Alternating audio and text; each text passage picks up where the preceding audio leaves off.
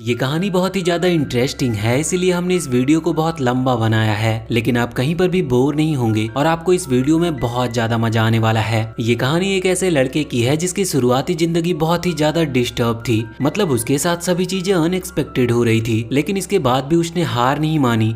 असल में जिस आदमी ने उसे पाला वो उसे एक निंजा बनाना चाहता था। अब वो लड़का गाबीमारू निंजा तो बना, लेकिन वो एक ऐसा निंजा बना जिसकी बॉडी पूरी तरह से इमोर्टल थी। उसकी बॉडी को ना ही चोट लग सकती थी और ना ही उसे मारा जा सकता था। मगर हम धीरे धीरे उसकी पूरी स्टोरी जानेंगे, तो इसीलिए वीडियो को बिल्कुल एंड तक देखना। अब कहानी को बिल्कुल शुरू से शुरू करते हैं। तो गाबीमारू के बचपन में ही वो जिस क्लेन का था, उस क्लेन के ऑनर ने उसके पेरेंट्स को खत्म कर दिया और ये सब उसके सामने हो रहा था। लेकिन तब वो सिर्फ एक मात्र छोटा सा बच्चा था। फिर इसके बाद उस क्लेन का ऑनर गाबीमारू को बहुत ही ज्यादा हार्ड ट्रेनिंग करवाता है और इस ट्रेनिंग के बाद अब वो बहुत ही ज्यादा पावरफुल हो चुका था। वो जो ऑनर था वो बस यही चाहता था कि गाबीमारू एक ऐसा निंजा बन पाए जो कि उसके कहने पर किसी को भी खत्म कर दे। और देखते ही देखते वक्त बहुत ही जल्दी आगे बढ़ जाता है और गाबीमारू अब एक ऐसा ही पावरफुल निंजा बन चुका था। क्लेन का ऑनर उससे बहुत ही ज्यादा इम्प्रेस था, यहाँ तक कि उसने अपनी बेटी की शादी भी उसके साथ करा दी थी। असल में वो ऐसा इसीलिए कर रहा था जिससे कि वो गाबीमारू को कंट्रोल कर सके। उसकी जो बेटी थी वो बहुत ही ज्यादा सीधी थी, इस वजह से गाबीमारू को वो बिल्कुल भी पसंद नहीं थी, मगर वो बहुत अच्छी थी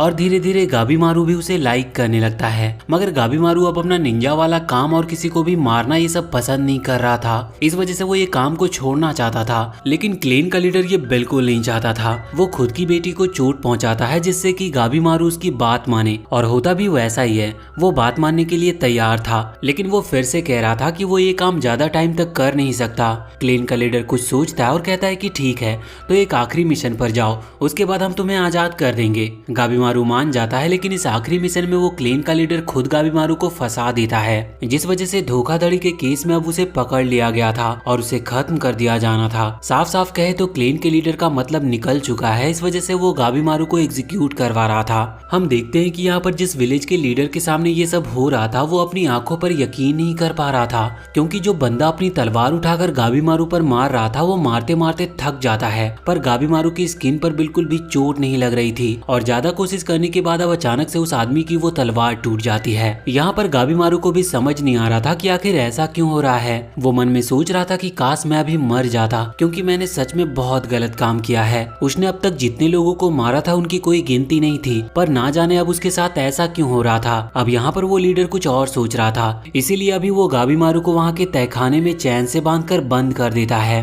कुछ देर के बाद एक लेडी वहाँ पर आती है और गाबीमारू से कुछ सवाल पूछती है। वो यहाँ पर अभी उससे कह रहा था कि मैं खुद मरना चाहता हूँ, पर ना जाने मैं जिंदा क्यों हूँ। इस पर वो कहती है कि अभी तक तुमने जो ट्रेनिंग की है ये सब उसी का नतीजा है। तुम्हारी स्किन किसी भी तलवार से ज्यादा मजबूत हो चुकी है। अब वो लड़की पूछती है कि तुम किस तरह के अटैक्स का इस्तेमाल करते हो, जिस पर गाबीमारू कहता है कि वो नॉर्मल अटैक नहीं करता। नॉर्मल से इसका मतलब था कि जो बाकी निंजा को सिखाए जाते हैं वो उन अटैक का यूज नहीं करता, उसकी टेक्निक अलग है। वो लड़की पूछने लगती है कि क्या उसे निंजा स्टफ आते हैं। स्टफ से उसका मतलब टेक्निक्स थी, जिस पर गाबीमारू कहता है कि बिल्कुल।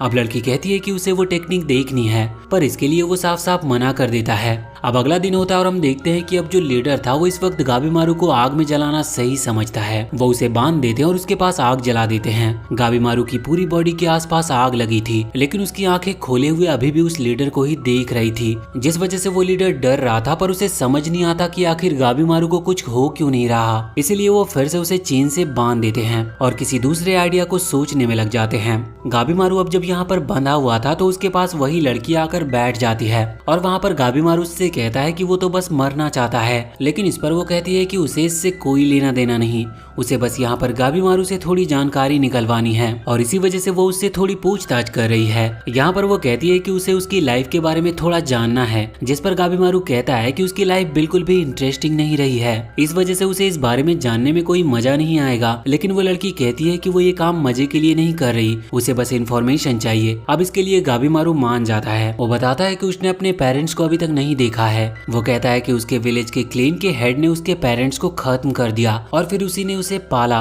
अब गाबीमारू कहता है कि उसने भागने की भी कोशिश की थी, लेकिन वो भाग नहीं पाया। उसके जो अपने दोस्त थे उन्हीं ने उसे पकड़ लिया। यहाँ पर वो लड़की पूछने लगती है कि आखिर तुम उस विलेज से भागना क्यों चाहते थे। गाबीमारू यहाँ पर उससे कुछ कहता है, लेकिन वो हमें बताया नहीं जाता कि उसने क्या कहा था। अब अगले दिन का सीन आता और हम देखते हैं कि अब उस क्लेन के लीडर ने एक नया आइडिया सोच लिया था। वो दो बड़े बड़े बैल को बुलाता और उनसे गाबीमारू के पैर बांधकर एक बैल को राइट साइड और एक को लेफ्ट साइड की तरफ भागने को कहता है। लेकिन हम देखते हैं कि उसके पैरों को अभी भी कुछ नहीं हुआ था। ये देखकर सभी लोग बहुत ही ज्यादा शॉक लग रहे थे। उसी वक्त वहाँ पर वो लड़की आती है और वो गाबीमारू से कहती है कि ये तो बहुत अजीब बात है। गाबीमारू को लगता है कि शायद वो उसकी इमोर्टल बॉडी से रिलेटेड कोई बात कह रही है, लेकिन वो लड़की बताती है कि वो ये कह रही है कि गाबीमारू ने उसे खुद बताया था कि वो मरना चाहता है, लेकिन यहाँ पर तो वो खुद को प्रोटेक्ट कर रहा है। साथ ही वो ये भी कहती है कि अगर तुम सच में मरना चाहते हो तो तुम कभी भी अपने क्लेन से भागने की कोशिश नहीं करते। अब इस पर गाबीमारू क्या ही कहता, उसे कुछ अजीब सा लग रहा था। उसका फेस पूरी तरह से बदल चुका था। वो कहता है कि तुम सच में मेरे बारे में बहुत डिटेल में जानना चाहती हो,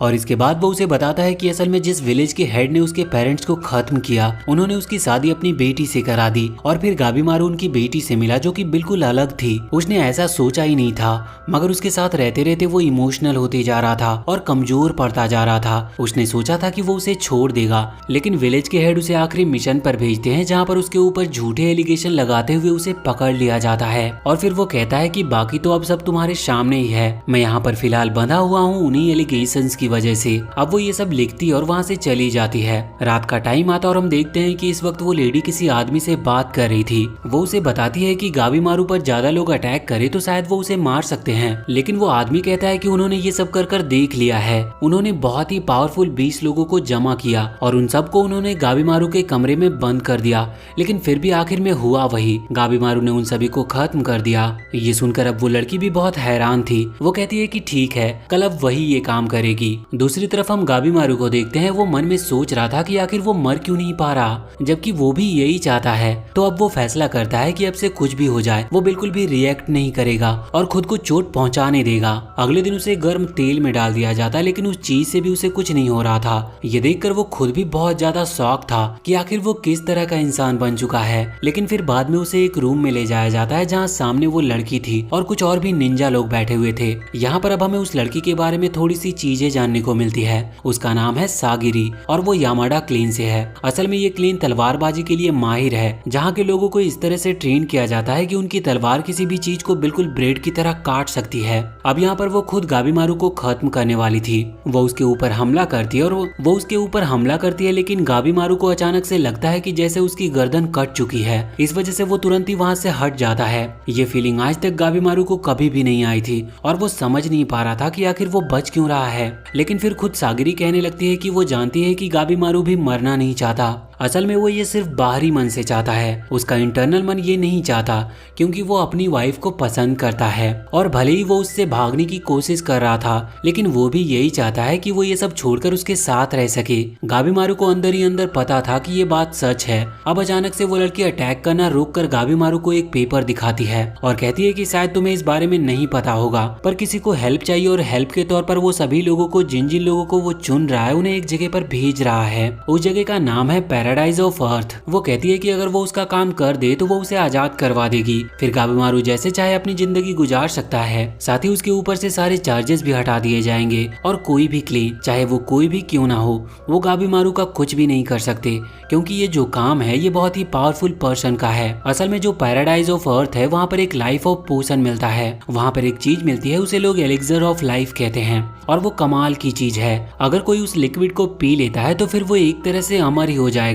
इस चीज के लिए उस आदमी ने और भी कई लोगों को अपने साथ अपने सोल्जर में भेजा था, लेकिन जितने भी वहाँ से लौट कर आए उनकी बॉडी से फ्लावर निकल रहे थे और वो मारे भी जा चुके थे। किसी को भी समझ में नहीं आया कि ये क्या है, लेकिन फिर भी उन्होंने हार नहीं मानी और वो अभी भी वहाँ पर अपने लोगों को भेजते रहते हैं, इसी उम्मीद की तलाश में कि कोई तो उस एलेक्सर ऑफ लाइफ को वहाँ से लेकर आ पाएगा। और इसीलिए अभी वो आदमी यहाँ पर अलग अलग जगहों से पावरफुल लोगों को बुला रहा है, जहाँ पर सागरी कहती है कि तुम्हारा दूसरा काम ये रहेगा कि तुम वहाँ पर जितने भी आए हुए लोग हैं उनमें से उन लोगों को ढूंढोगे जो कि तुम्हारी तरह बहुत स्ट्रॉन्ग हो और उनमें भी जीने की चाह हो, जिसके लिए वो तुरंत ही हाँ कर देता है, क्योंकि उसे बस इस सब से अब आजाद होना था। यहाँ पर जो गाबीमारू का लीडर था वो कहता है कि वो गाबीमारू को यहाँ से जाने नहीं देगा, क्योंकि वो पहले ही उससे बहुत परेशान था और उसने ठान लिया था कि उसे गाबीमारू को खत्म करना है। यहाँ पर गाबीमारू सागिरी से पूछता है कि तुमने कहा था कि तुम मेरे निंजा टेक्निक को देखना चाहती हो, क्या तुम्हें सच में मेरी पावर देखनी है? तो इस पर वो हाँ करती है, जिसके बाद गाबीमारू अपनी एनर्जी एनर्जी को रिलीज करता है। उसका एनर्जी बहुत ही ज्यादा पावरफुल था और इस एनर्जी की वजह से वहाँ पर सारे लोग मारे जाते हैं और अभी सिर्फ क्लेन का लीडर बचा हुआ था। लेकिन अब वो इस हालत में नहीं था कि गाबीमारू को वो रोक पाए। गाबीमारू सागिरी से कहता है कि उसने उसे एक मौका दिया। अब गाबीमारू के पास एक होप है कि वो सबसे आजाद होकर फिर से अपनी लाइफ अपने वाइफ के साथ गुजार सकता है। इसके बाद हमें सागिरी की लाइफ के बारे में बताया जाता है। वो यामाडा क्लेन से है और उसके जो फादर थे वो उसी क्लेन के एग्जीक्यूटर थे। मतलब उनका काम था जिन लोगों ने जुर्म किया है उन लोगों को खत्म करने का। मगर उसके डैड कमाल के थे। उनकी तलवार की स्किल इस तरह से थी कि सामने वाला पर्सन ये जान ही नहीं पाता कि कब उसकी डेथ हो गई। इस वजह से उसे पेन का सामना ही नहीं करना पड़ता और सारे एग्जीक्यूशन उन्हें ही देने को कहा जाता था। सागिरी भी अपने फादर की तरह बनना चाहती थी। वो भी अपनी तलवारबाजी पर बहुत ज्यादा काम करती है। लेकिन अब तक उसने जितने भी लोगों को खत्म किया वो सभी पेन के साथ चीखे थे, जिस वजह से सागिरी के मन के अंदर एक डर भर गया था। यहाँ पर हमें उसके क्लेन का एक आदमी दिखाया जाता है जो कि उसे बताता है कि सागिरी के मन के अंदर अभी भी एक डाउट है जो उसे अपनी तलवार को सही तरह से यूज करने से रोक रहा है।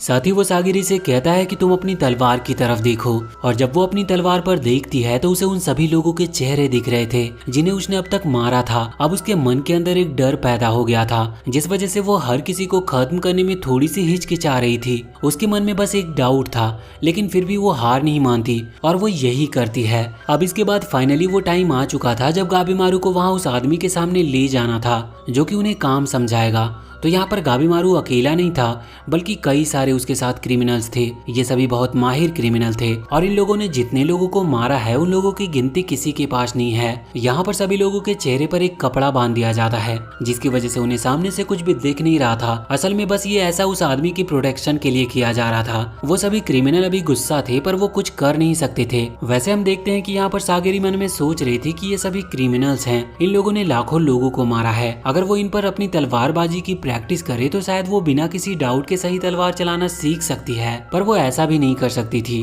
क्योंकि उसे ऐसा करने से साफ साफ मना किया गया था। यहाँ पर हम एक और लड़की को देखते हैं जो कि गाबीमारू के जस्ट पीछे बैठी हुई थी। वो उसे देखकर मन में सोच रही थी कि ये वही असैसिन निंजा है जो कि बहुत फेमस है। वैसे उसे अभी फिर से पेपर को अपने चेहरे पर लगाना पड़ता है। यहाँ पर सामने खड़ा आदमी कहता है कि तुम लोगों को पैराडाइज ऑफ अर्थ पर भेजा जा रहा है। वो जगह इतनी खतरनाक है कि हमें नहीं लगता कि तुम में से ज्यादा लोग वहाँ सरवाइव कर पाओगे। अब ये बात सुनकर सभी क्रिमिनल चलने लगते हैं और उन्हें यकीन नहीं होता कि सच में ऐसी कोई जगह होगी जहाँ पर वो लोग जिंदा नहीं रह सकते। मगर जब उनके चेहरे पर से वो पेपर हटाया जाता है तो उनके सामने एक आदमी था जिसकी पूरी बॉडी से फ्लावर निकल रहे थे। वो सभी ये देखकर शॉक थे। सामने खड़ा आदमी बताता है कि उन्होंने पहले भी 60 से ज्यादा लोगों को वहाँ पर भेजा था। उन 60 से ज्यादा लोगों में सिर्फ यही अकेला आदमी सरवाइव कर पाया। लेकिन इसकी बॉडी भी ना जाने कैसे इस तरह से रिएक्ट की कि उसकी बॉडी पर अपने आप ही फ्लावर उगने लगे। ये चीज देखकर सभी लोग बहुत ज्यादा शॉक थे तो वो वहाँ पर जाने से मना कर देते हैं। लेकिन यहाँ पर उन्हें मैनिपुलेट करने की कोशिश की जाती है। उनसे कहा जाता है कि ये तो ब्लेसिंग्स हैं। पैराडाइज ऑफ अर्थ एक हेवन जैसी जगह है, वहाँ पर तुम्हें एक नेचुरल और बहुत सुकून भरी डेथ मिल सकती है। लोग सोच रहे थे कि आखिर वो मरने के लिए वहाँ पर क्यों जाएं, लेकिन उनसे कहा जाता है कि अगर वो नहीं गए तो अभी उन्हें यहाँ पर मार दिया जाएगा। सभी लोग चिल्लाने लगते हैं जिस पर वहाँ सामने खड़ा आदमी कहता है कि ठीक है, तो जिन लोगों को ये एक्सेप्ट नहीं है वो लोग यहाँ से जा सकते हैं। उन सब में से एक क्रिमिनल वहाँ से खड़ा होकर जाने लगता है लेकिन तभी वो रेड हेयर वाला आदमी वहाँ पर आगे आते हुए सीधा उसकी गर्दन उड़ा देता है। ये देखकर बाकी सभी शांत हो चुके थे। सभी की गर्दन पर तलवार रख दी जाती है। उनसे कहा जाता है कि उनके पास और कोई ऑप्शन नहीं है, वो दो चीजों में से एक चीज को ही चुन सकते हैं, या तो यहाँ पर मरो या फिर वहाँ पर। अब सब लोग तैयार थे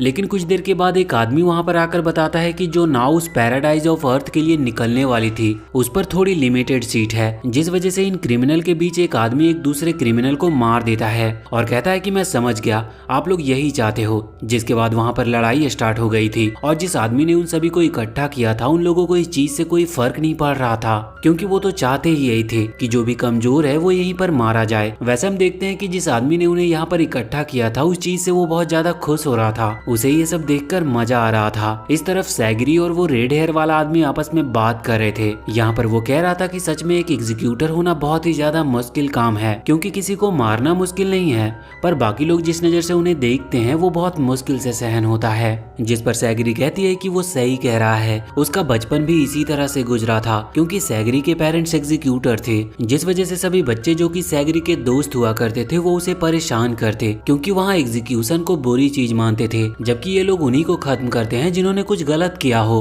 वैसे सच्चाई थोड़ी अलग है, यहाँ पर बस जो पावर में होता है उसी की मानी जाती है, फिर गलती चाहे किसी की भी क्यों ना हो। आगे हम देखते हैं कि ये लोग लड़ते हुए आपस में प्लान बनाते हैं कि क्यों ना टीम बना ली जाए और यहाँ पर जितने भी लोग खड़े हुए हैं उन्हें खत्म करके यहाँ से भागा जाए। और अब क्रिमिनल्स की टीम बन चुकी थी और वो इन लोगों पर हमला करने वाले थे। अब हमला करने के लिए सबसे पहले वो सैगरी को चुनते हैं क्योंकि वो बस एक लड़की है तो वो क्या ही कर सकती है, लेकिन सैगरी कहती है कि वो अकेले ही इन लोगों को हैंडल कर लेगी और वो बहुत ही आसानी से जितने भी लोग थे उन्हें खत्म कर देती है। पर इसके बाद उसे बहुत ही अजीब लग रहा था। पहले उसे लगा था कि क्रिमिनल को मारने पर उसे बुरा नहीं लगेगा, पर फिर भी वो खुद को संभाल नहीं पा रही थी। गाबीमारू कहता है कि नॉर्मल सी बात है, अगर हम किसी को मारेंगे तो इस तरह की फीलिंग तो हर किसी के अंदर आती है। सभी लोग ये सुनकर शॉक थे क्योंकि गाबीमारू तो वैसे भी एक बहुत ही ज्यादा प्रोफेशनल असैसिन है, उसने ना जाने कितने लोगों को खत्म किया है और फिर भी वो ऐसी बातें कर रहा है। यहाँ पर गाबीमारू बहुत ही स्पीड के साथ उस आदमी के सामने आ जाता है जिस आदमी ने इन सभी को यहाँ पर इकट्ठा किया था। वो उस आदमी से कहता है तुम बहुत बड़ी बेवकूफ़ी कर रहे हो इन सभी लोगों को लड़वा कर, क्योंकि अंत में सभी मारे जाएंगे,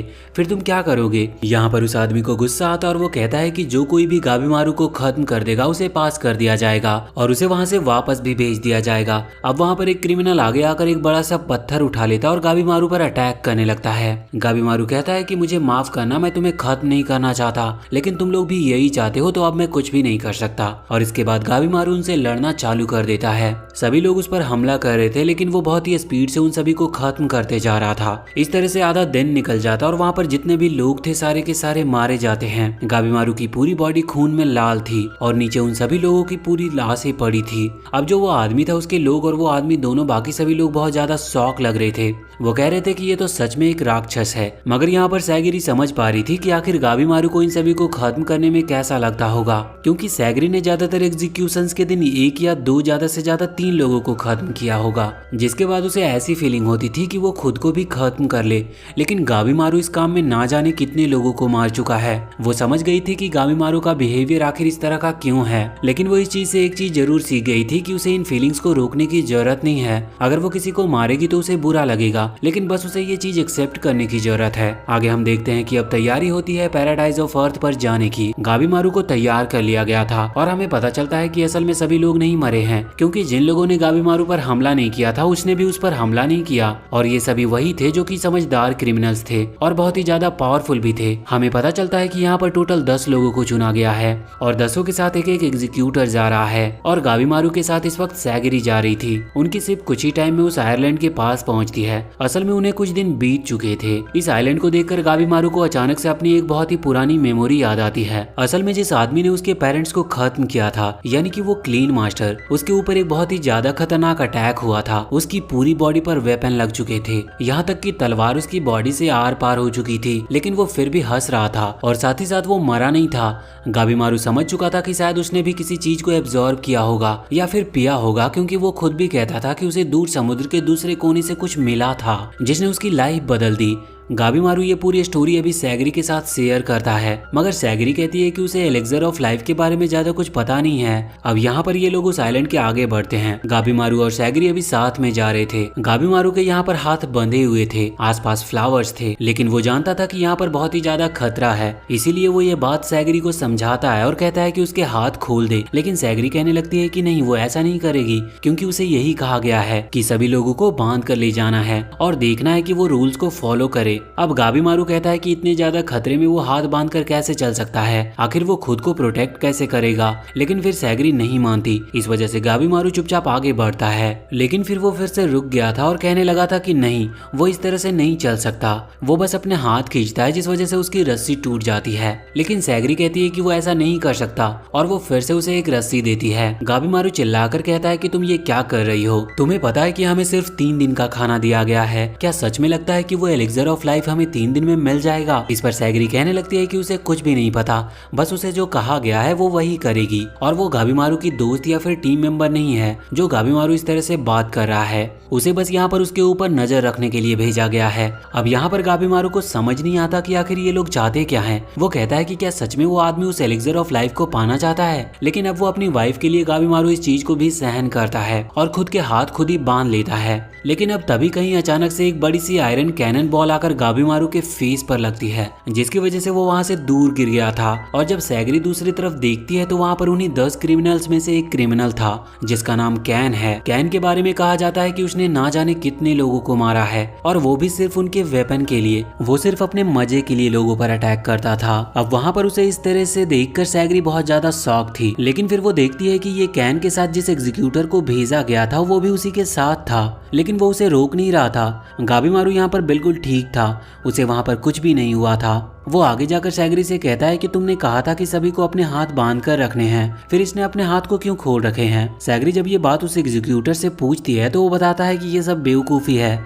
इस तरह की खतरनाक जगह पर हाथ बांधकर कौन घूम सकता है। यहाँ पर गाबीमारू भी उसकी बात से एग्री कर रहा था। अब वो एग्जीक्यूटर कहता है कि तुम हर किसी की बात मान जाती हो, तुम्हें इस जगह पर आना ही नहीं चाहिए था क्योंकि यहाँ पर सबसे ज्यादा खतरा तुम्ही को है। वैसे सैगरी यहाँ पर पूछती है कि आखिर वो दोनों उस एलेक्सर को ढूंढने की वजह यहाँ पर आकर इन पर अटैक क्यों कर रहे हैं। तो इस पर वो एग्जीक्यूटर बताता है कि उसने सोचा कि क्यों ना उस एलेक्सर के पीछे जाने से पहले वो बाकी क्रिमिनल को खत्म कर दे। और कैन इसीलिए ये करना चाहता था क्योंकि उसे तो सबके वेपन चाहिए, उसे वेपन कलेक्ट करने का शौक है। अब हम देखते हैं कि यहाँ पर वो गाबीमारू पर अटैक करना स्टार्ट कर देता है। उसकी जो पावरफुल वेपन्स थे उनमें से उसने एक वेपन को चुन लिया था, लेकिन जैसे ही वो वेपन गाबीमारू से लगता है तो वो बुरी तरह से टूट जाता है। लेकिन तुरंत ही कैन अपना दूसरा वेपन निकालता है, मगर उसका भी यही हाल होता है। यहाँ पर सैगरी गाबीमारू से कहती है कि भले ही वो अपने रूल फॉलो ना कर रहा हो, लेकिन तुम्हें अपने रूल फॉलो करने होंगे। और फिर वो गाबीमारू से हाथ बांधने के लिए कहती है। उसकी बात मानकर वो अपने हाथ बांध लेता है। यहाँ पर हम देखते हैं कि कैन अपने और भी कई सारे अटैक गाबीमारू के ऊपर करता है, लेकिन उसका कोई भी अटैक उसका कुछ भी बिगाड़ नहीं पा रहे थे। और अब गाबीमारू की बारी आती है। जब कैन उस पर अपने स्पीयर से अटैक कर रहा था तो गाबीमारू उसके अटैक को रोकता है और इस वजह से जो कैन के सभी वेपन्स थे वो वहाँ हवा में गिर चुके थे। यहाँ पर गाबीमारू ने बस उसे थोड़ा सा धक्का ही दिया था, लेकिन सैगरी इस चीज से शॉक थी कि गाबीमारू ने एक ही अटैक में कैन को हरा दिया, क्योंकि इससे पहले अभी तक किसी ने कैन को हरा नहीं पाया था। लेकिन हम देखते हैं कि कैन अभी तक मरा नहीं था। वो खड़ा होता और फिर से गाबीमारू पर हमला करने लगता है, पर यहाँ पर गाबीमारू भी आगे बढ़ता और उस पर उसी के वेपन से अटैक करके उसे सच में इस बार मार देता है। और यहाँ पर कैन के साथ आया हुआ जो एग्जीक्यूटर था वो कैन की गर्दन निकाल लेता है, क्योंकि असल में उसे वापस लौटकर उन लोगों को वो दिखानी थी और बताना था कि हाँ सच में वो जिसके साथ गया था वो मारा जा चुका है। यहाँ पर वो थोड़ा खुश भी लग रहा था। वो कह रहा था कि चलो अच्छा हुआ, मैं यहाँ से जल्दी वापस चला जाऊंगा। ये चीज सैगरी को समझ नहीं आ रही थी, तो वो उसे बताता है कि यहाँ पर बहुत ही ज्यादा खतरा है और असली खतरा तो उन्हें इन क्रिमिनल से भी है, क्योंकि कई सारे क्रिमिनल अपने एग्जीक्यूटर को मार चुके हैं। भले ही एग्जीक्यूटर कितना ही पावरफुल क्यों ना हो, लेकिन उन्होंने इस तरह की टेक्निक का यूज किया कि एग्जीक्यूटर भी कुछ कर नहीं पाए। कईयों ने तो सिर्फ स्ट्रेंथ के बल पर ही उन्हें हरा दिया और कईयों ने कुछ गलत तरीके भी यूज किए। और यहाँ पर वो कह रहा था कि अभी तो फिर भी सिचुएशन ठीक है, कुछ टाइम बाद सिचुएशन और भी बिगड़ने वाली है, क्योंकि सभी क्रिमिनल्स वहाँ इस आइलैंड पर अंदर की तरफ बढ़ रहे हैं। जब वो सभी मिलेंगे तो ना जाने क्या होगा। वैसे इसके बाद अब वो वहाँ से चला जाता है। यहाँ पर सैगरी सोच रही थी कि उसे गाबीमारू से ना जाने खतरा है या नहीं, क्योंकि अभी तक वो समझ नहीं पाई थी कि गाबीमारू के दिमाग में चल क्या रहा है। लेकिन इतने में ही गाबीमारू उस पर हमला कर देता है। ये देखकर सैगरी शॉक थी और वो समझ चुकी थी कि यही गाबीमारू का असली नेचर है। हम देखते हैं कि यहाँ पर उन दोनों के बीच में फाइट स्टार्ट हो जाती है, लेकिन सैगरी यहाँ पर अभी भी गाबीमारू पर सच में अटैक करने से घबरा रही थी। वैसे ऐसा उसके साथ हर किसी से फाइट करते वक्त होता था, मगर हम नोटिस करते हैं कि यही सेम चीज वहाँ पर गाबीमारू भी महसूस कर रहा था। उसे मौका मिल रहा था, लेकिन फिर भी वो ना जाने क्यों अपने अटैक्स को रोकते जा रहा था, जबकि सैगरी को हराना उसके लिए कोई मुश्किल बात नहीं थी। हम देखते हैं कि यहाँ पर गाबीमारू को वही अजीब फीलिंग आ रही थी जो कि उसे अपनी वाइफ के साथ आती थी, और इसी वजह से वो उसे छोड़ना चाहता था, क्योंकि वो कमजोर नहीं पड़ना चाहता। वो यहाँ पर अपना हमला करना स्टार्ट रखता है। उसे अपने क्लेन लीडर की बात याद आती है जिसने उसे ट्रेन किया था कि वो किसी को भी खत्म कर सकता है। वो सोचता है कि मुझे फिर से ताकतवर बनना होगा,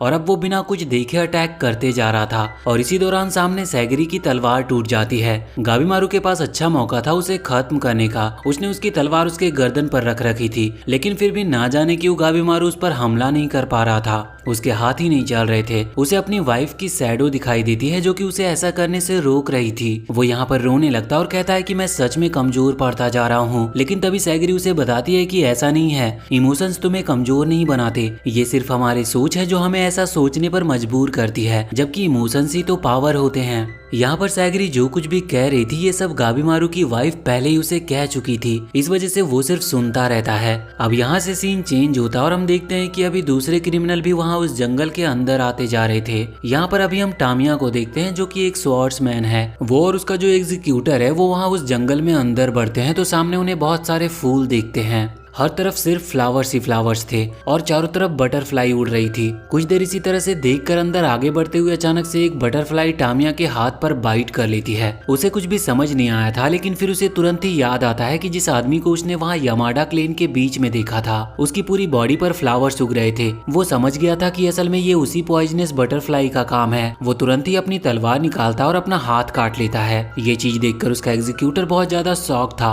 दूसरी तरफ हम वापस से गाबीमारू के पास आते हैं जहाँ पर हम देखते हैं कि अभी इस वक्त उन्हें भी कुछ अजीब मॉन्स्टर्स मिले थे जिनका फेस पूरी तरह से शार्क की तरह था। गाबीमारू तुरंत अपना मास्क लगाता और उनसे फाइट करना स्टार्ट कर देता है। यहाँ पर वो सैगरी से कहता है कि तुम बस थोड़ा पीछे रहकर खड़ी रहो और ध्यान रखना कि तुम पर कोई अटैक ना करे। मगर सैगरी को कुछ भी समझ नहीं आ रहा था कि गाबीमारू अकेले ही इतने सारे मॉन्स्टर से लड़ने के लिए आगे बढ़ चुका था और अब सैगरी ध्यान नहीं देती, इस वजह से एक मॉन्स्टर उस पर अटैक करने वाला था। लेकिन गाबीमारू वहाँ अपनी फाइट पूरी करते हुए यहाँ पर आकर सैगरी को भी बचा लेता है। लेकिन अब देखते ही देखते वहाँ पर और भी कई सारे मॉन्स्टर्स आने लगे थे, पर तभी वहाँ पर कुछ क्रिमिनल्स और उनके एग्जीक्यूटर वहाँ पर आ जाते हैं और उन्होंने भी यहाँ पर फाइट करके गाबीमारू और सैगरी को बचा लिया था। बाद में वो दोनों उनके साथ टीम अप कर लेते हैं, जहाँ पर उन सभी क्रिमिनल्स और एग्जीक्यूटर में से एक लड़की जिसका नाम यजू रिहा है वो गाबीमारू को यहाँ के सभी मॉन्स्टर्स के बारे में कुछ कुछ बताती है। मतलब वो लोग जब यहाँ आ रहे थे तो उन्हें भी इस तरह के खतरनाक मॉन्स्टर्स मिले थे। वैसे वो लोग इम्प्रेस थे कि गाबीमारू ने अकेले ही इतने सारे मॉन्स्टर्स को खत्म कर दिया। हम देखते हैं कि यहाँ पर अचानक से एक इंसेक्ट सैगरी को काट लेता है, जिस वजह से वो बेहोश हो चुकी थी और अभी उसे पास की एक गुफा में रेस्ट करने के लिए सुला दिया जाता है। यहाँ से सीन चेंज होकर दूसरी तरफ आता है। असल में ये उसी आइलैंड का दूसरा कोना था जहाँ पर हम देखते हैं कि और भी कुछ क्रिमिनल्स और उनके एग्जीक्यूटर साथ मिलकर फाइट कर रहे थे। इसके बाद हम वापस से सैगरी के पास आते हैं जिसे अब होश आ चुका था। जब वो उस गुफा से बाहर निकलकर देखती है तो वहाँ पर गाबीमारू सभी के लिए खाना बना रहा था, मगर यहाँ पर उन्हें इंग्रेडिएंट्स के बारे में कुछ भी पता नहीं था क्योंकि उनके पास इतना खाना ही नहीं है कि वो नॉर्मली उस खाने के दम पर यहाँ जितने भी दिन रुकने वाले हैं इतने दिन गुजार सके। उन्हें सिर्फ 3 दिन का खाना दिया गया था, जबकि एलेक्सर को ढूंढने में बहुत टाइम लगेगा। तो अब यहाँ पर गाबीमारू को पता चलता है कि जो लोगों की बॉडी पर चीजें उग रही है उनमें कुछ न्यूट्रिएंट्स हैं, मगर अब वो लोग उन्हें तो खा नहीं सकते थे। ये लोग कहते हैं कि हमने जिन मॉन्स्टर्स को मारा है उनकी हाफ बॉडी एनिमल की थी, तो वो भी हमारे काम आ सकती है। अभी रात का टाइम था और यहाँ पर हम देखते हैं कि एक एग्जीक्यूटर यहाँ पर सैगरी से बात करने के लिए आया था। वो उससे कहता है कि उसे इस आइलैंड से वापस लौट जाना चाहिए क्योंकि ये आइलैंड बहुत खतरनाक है और एक लड़की को यहाँ पर नहीं होना चाहिए। लेकिन सैगरी को समझ नहीं आ रहा था कि वो ऐसा क्यों कह रहा है, जबकि सैगरी तो स्ट्रांग है, मगर उसका सिर्फ यही मतलब था कि सैगरी कुछ नहीं कर सकती, उसे यहाँ से जाकर क्लेन को संभालना चाहिए और घर का काम करना चाहिए। अब तभी वहाँ पर एक और एग्जीक्यूटर आता है, जिसके बाद ये पहला वाला एग्जीक्यूटर वहाँ से चला गया था और वो दूसरा एग्जीक्यूटर वहाँ पर आकर सैगरी को समझाता है कि गाबीमारू के लिए तुम्हारे मन में एक सॉफ्ट कॉर्नर है और सेम गाबीमारू भी वैसा ही है। तो अगर कभी ऐसा सिचुएशन बने कि वो अपना कंट्रोल खो दे तो फिर तुम्हें उसे खत्म कर देना चाहिए, फिर चाहे कुछ भी क्यों ना हो। अब यहाँ से सीन एक बार फिर से चेंज होता और हम आ चुके थे वही उस समुद्र में जहाँ पर एक नाव अभी उस आइलैंड से होते हुए गुजर रही थी। असल में ये भी एक क्रिमिनल और एक एग्जीक्यूटर की थी। यहाँ इस नाव में टेन और नूरगाई नाम का एक एग्जीक्यूटर और क्रिमिनल बैठे हुए थे। हम देखते हैं कि ये लोग यहाँ से भागने के बारे में सोच रहे थे क्योंकि लाइफ बचानी थी, लेकिन तभी उनके ऊपर किसी तरह का एक बहुत खतरनाक मॉन्स्टर हमला कर देता है। यहाँ पर टेन जो एक एग्जीक्यूटर है वो खुद भी यहाँ पर लड़ता है। वो खुद को और नूरगाई को बचाने के लिए लड़ रहा था और फाइनली वो उस मॉन्स्टर को हरा देता है, लेकिन उसकी हालत बहुत खराब हो चुकी थी और उन्हें ना चाहते हुए भी उस आइलैंड पर उन्हें आना पड़ता है और अब वो वहाँ से भाग नहीं सकते थे, इसीलिए उनकी लास्ट होप थी वो एलेक्सर ऑफ लाइफ। वैसे यहाँ पर टेन को पता चलता है कि जो नूरगाई है वो असल में लड़की है। उसके बाद ये सीन चेंज होता और हम वापस आ जाते हैं गाबीमारू और सैगरी के पास। वो यहाँ पर बैठकर बात कर रहे थे।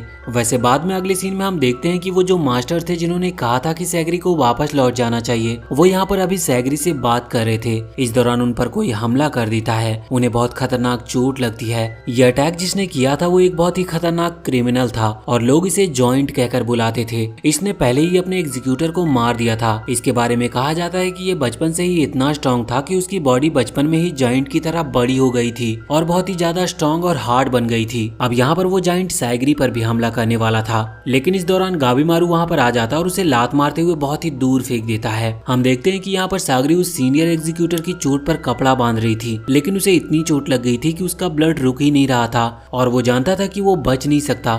इसीलिए वो अपनी तलवार सैगरी को देते हुए कहता है कि तुम इसे रखो और तुम्हें बहुत हार्ड ट्रेनिंग करनी होगी।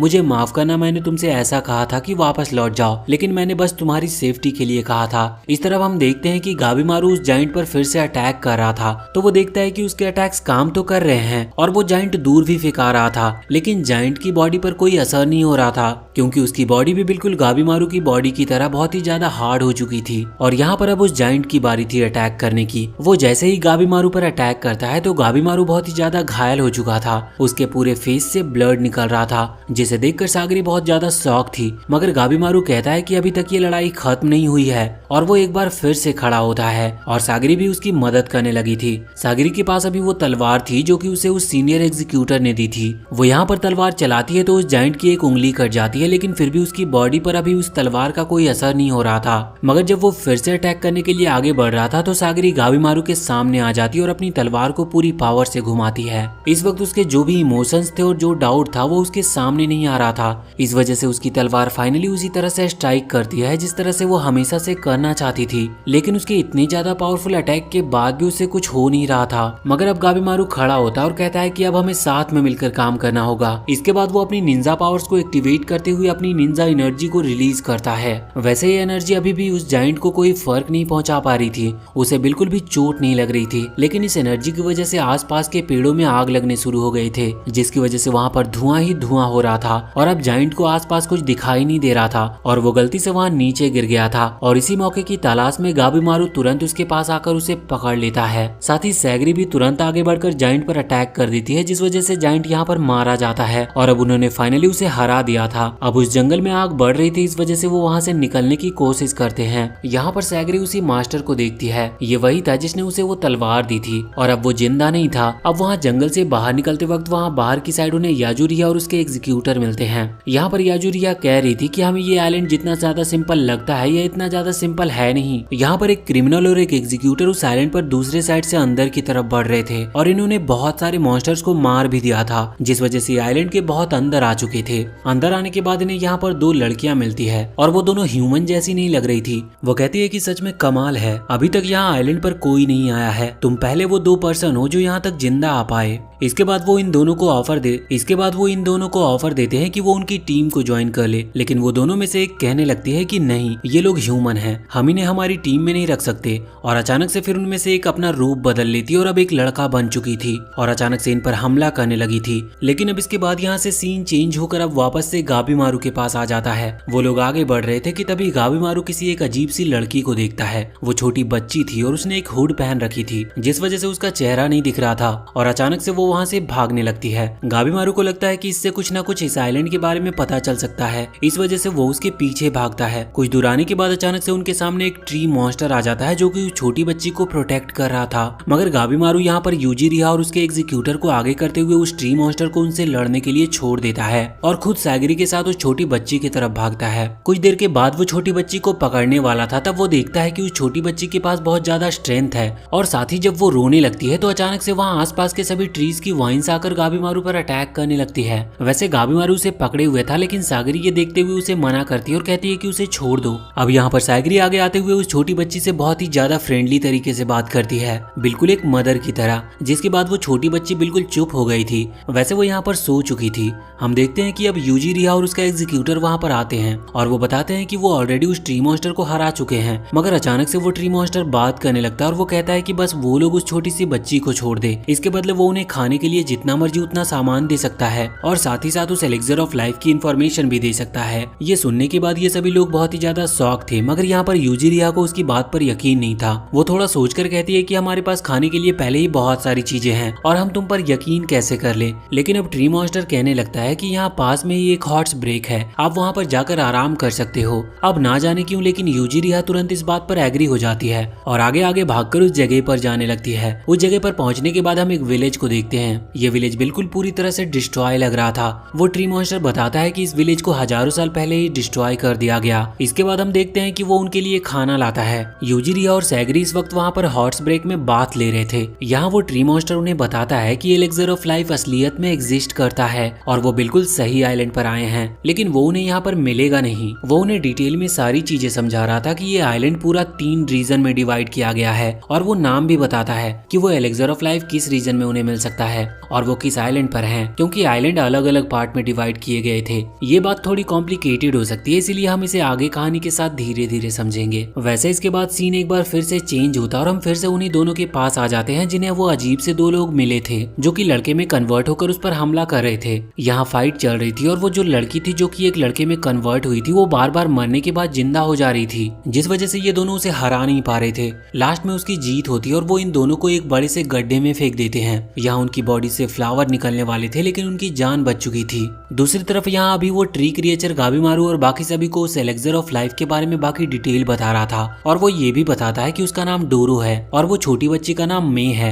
वैसे इसके बाद हम देखते हैं कि वहाँ पर टेंजो और नूर गाई जो कि असल में एक लड़की है लेकिन वो लड़के जैसे लगती है, तो वो दोनों इस वक्त उस आइलैंड की तरफ आगे बढ़ने वाले थे। असल में वो इस बात को लेकर श्योर नहीं थे कि उन्हें आगे बढ़ना चाहिए कि नहीं। वो बस ये डिस्कस कर रहे थे कि तभी उन्हें अचानक से पीछे की तरफ कुछ कोई महसूस होता है। जैसे ही वो पीछे मुड़कर देखते हैं तो वहाँ पर एक लड़का खड़ा हुआ था, लेकिन ना जाने वो कहाँ से आया था, क्योंकि आइलैंड की तरफ तो अभी वो देख ही रहे थे और वहाँ से कोई आ नहीं रहा था और पीछे तो समुद्र था और इसीलिए उन्हें ये चीज समझ नहीं आती कि वो लड़का कहाँ से आया। वैसे अभी हमें कुछ टाइम पहले टेंजो का पास्ट दिखाया जाता है। असल में जब वो छोटा बच्चा था तो उसके पेरेंट उसका बिल्कुल भी ख्याल नहीं रखते थे, यहाँ तक कि वो उसे पालना भी नहीं चाहते थे। वो बस चाहते थे कि टेंजो या तो मर जाए या फिर उसे कोई ले जाए। उसका बचपन इसी तरह से गुजर रहा था। उसे खाने के लिए कभी पूरा सामान नहीं मिला और इसी वजह से जब उसे भूख लगती तो उसने चोरी करना स्टार्ट कर दिया था। हालांकि एक बात थी कि वो हमेशा चोरी नहीं करता था, जब उसे भूख लगती और भूख से सहन नहीं होती तभी वो चोरी करने जाता। एक दिन उसकी कुछ बुरे लोगों से मुलाकात होती है। टेंजो को वो बिल्कुल भी पसंद नहीं आते। वो उन्हें सबक सिखाता और उन्हें पीटने लगता है। वो तीनों को देखकर लग रहा था कि वो बहुत स्ट्रांग है, लेकिन टेंजो ने उन तीनों को ही हरा दिया था। तभी एक आदमी वहाँ पर आता है जो कि टेंजो के सामने तलवार कर देता है। इसके बाद से वापस से हम करंट टाइम में आ जाते हैं, जहाँ की वो लड़का इस वक्त इन्हीं की तरफ देख रहा था। इन लोगों को कुछ भी समझ नहीं आता।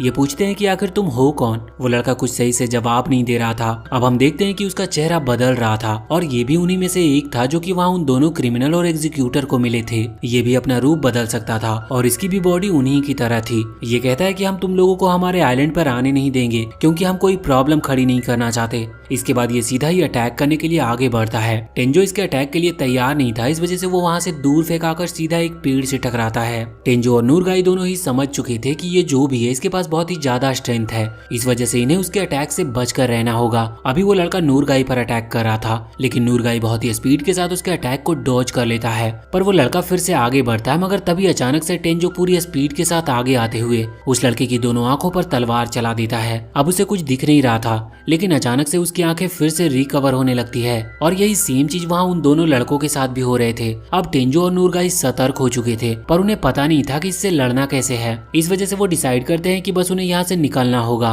यहाँ पर टेंजो नूरगाई से कहता है कि तुम कुछ मत करना, बस सीधा आइलैंड की तरफ भागना। और अब टेंजो बहुत ही ज्यादा स्पीड के साथ आगे बढ़ता और उस लड़के पर अटैक करके उसकी बॉडी पार्ट्स को कट कर देता है और इसके बाद ये दोनों यहाँ से भागते हैं। बॉडी पार्ट फिर से रिकवर कर रहे थे और वो लड़का फिर से इनके पीछे आने लगा था। टेंजो बार बार यही चीज कर रहा था, लेकिन उस लड़के की स्पीड भी इतनी तेज थी कि वो इनकी बराबरी से भाग रहा था। तभी अचानक से एक वेपन वहाँ पर आता है जो कि उस लड़के की गर्दन को कट कर देती है। वो फिर से रिकवर हो जाएगी, लेकिन हम देखते हैं कि ये अटैक असल में टेंजो के मास्टर सैन ने किया था। वैसे वो ब्लाइंड है, लेकिन फिर भी उनका निशाना कभी नहीं चूकता। अब हम देखते हैं कि वो वहाँ से बहुत ही स्पीड के साथ भाग रहे थे, यहाँ तक कि हम देखते हैं कि मास्टर सैन भी इस वक्त बहुत ही तेजी से भाग रहे होते हैं। नूरगाई ये देखकर शॉक थी। वो इस बारे में टेंजो से पूछती है तो टेंजो बताता है कि असल में उसके जो मास्टर हैं वो देख नहीं सकते, लेकिन चीजों को महसूस कर सकते हैं और साथ ही वो स्मेल के थ्रू भी चीजों का पता लगा सकते हैं। इस वजह से उन्हें बिना कुछ दिखाई दिए भी सब कुछ दिखाई देता है। अब यहाँ से वो तीनों ही कुछ दूर पहुंच चुके थे, जहाँ पर पहुंचने के बाद टेंजो नूरगाई को अपने मास्टर से अच्छी तरह से इंट्रोड्यूस कराता है, जहाँ पर उसके